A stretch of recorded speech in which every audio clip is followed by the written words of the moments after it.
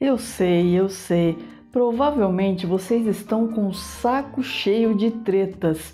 É guerra na Ucrânia, guerra na faixa de Gaza, inúmeras guerras pelo continente africano, brigas nas festas de final de ano. Mas eu sinto informá-los, nós estamos no Brasil. E o Brasil é um país movido a paixões. E por paixões eu estou me referindo a ódio, revolta e intrigas. Uma realidade que contamina nossa história enquanto país e enquanto nação. De todas as regiões de nosso país, a que mais se destaca nesse quesito, sem dúvidas, é a Bahia, que só na primeira metade do século XIX foi palco para mais de 30 revoltas. Entre elas, temos a revolta da Sabinada, que será tema do Tretas do Brasil desse mês. Eu sou Gisele Silva Rumim e convido vocês para essa conversa que começa, é claro, logo após a vinheta.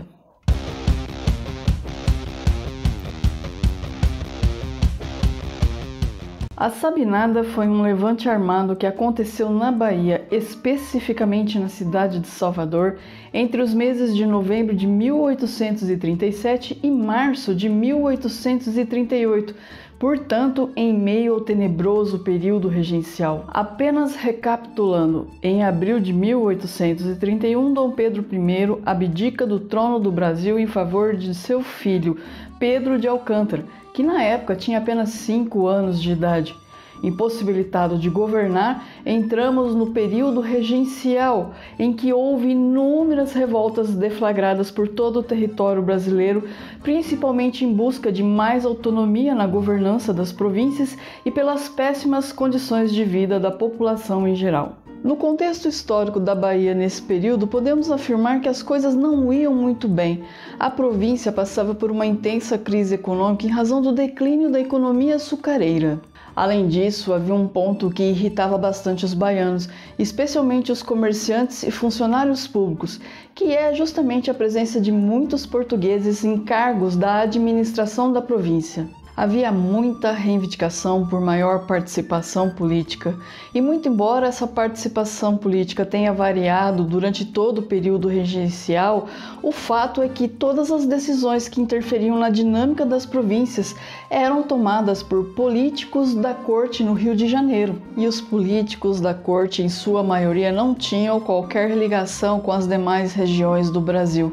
Além de tudo isso, houve um grande descontentamento com a convocação de pessoas para lutar pelo governo na Guerra dos Farrapos. Aí vocês me indagam, de onde vem o nome Sabinada? Bom, a revolta ela foi batizada com esse nome em razão de Francisco Sabino, médico e jornalista que foi um dos líderes da revolta. E o ponto de partida da Sabinada acontece no dia 6 de novembro de 1837, quando militares e civis atacam o Forte de São Pedro, gerando um violento combate que resulta não somente na tomada do forte, como também na deposição das autoridades da cidade de Salvador. No dia seguinte, os sabinos vão para o centro da cidade, tomam a Câmara Municipal e declaram a separação e a independência da Bahia em relação ao governo central. O detalhe é que essa ata foi reescrita alguns dias depois para constar que essa separação só duraria até a maioridade de Pedro de Alcântara. Ou seja, ao que parece, as lideranças do movimento divergiam entre si sobre quais objetivos essa revolta tinha, pois uma parte queria sim a separação definitiva,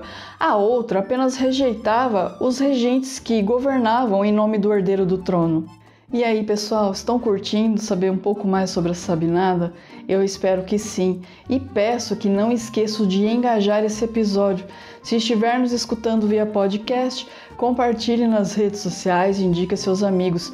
Se estiver nos assistindo pelo YouTube, inscreva-se no canal, deixe uma curtida, um comentário.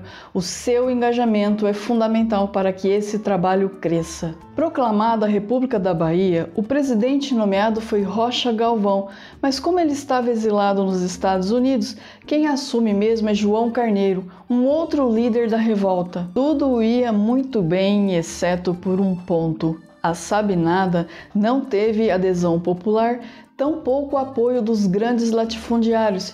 Foi um movimento exclusivo de comerciantes, profissionais liberais, parte dos militares e algumas pessoas pretas livres.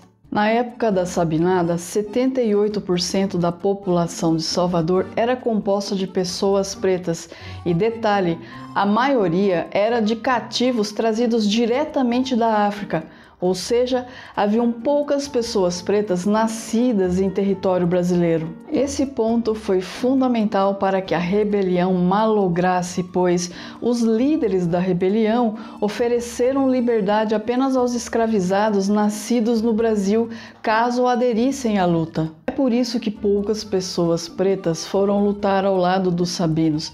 Em contrapartida, os grandes latifundiários que dependiam da mão de obra escrava não aderiram ao movimento, pois essa promessa ia de encontro aos seus interesses.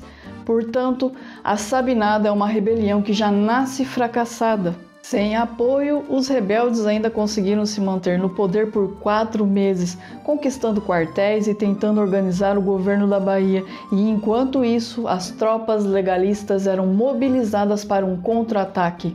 Em março de 1838, a cidade de Salvador é sitiada através de um bloqueio marítimo e terrestre. A revolta então chega ao fim, pois com o desabastecimento da cidade não tinha como manter essa rebelião por muito tempo, e aí os líderes se entregam. Entretanto, mesmo com a rendição das lideranças, a repressão foi violenta. Houve suspensão de direitos e degredo de diversas pessoas. Segundo dados oficiais, em torno de 1.800 pessoas morreram em combate, entre soldados e população civil. Houve a deportação de 1.520 pessoas para as províncias do Rio de Janeiro e Rio Grande do Sul, onde permaneceram aguardando julgamento. Os africanos livres que participaram da luta foram enviados de volta para o continente africano. Francisco Sabino, cujo nome batizou a rebelião, recebeu a anistia imperial em agosto de 1840 e foi enviado para Goiás. Como ele se meteu em encrencas políticas nessa província, posteriormente ele foi deportado para o Mato Grosso, onde viveu até o fim de seus dias. Então é isso, pessoal, eu agradeço a todos que chegaram até aqui comigo no final do episódio. Um super beijo e até a próxima!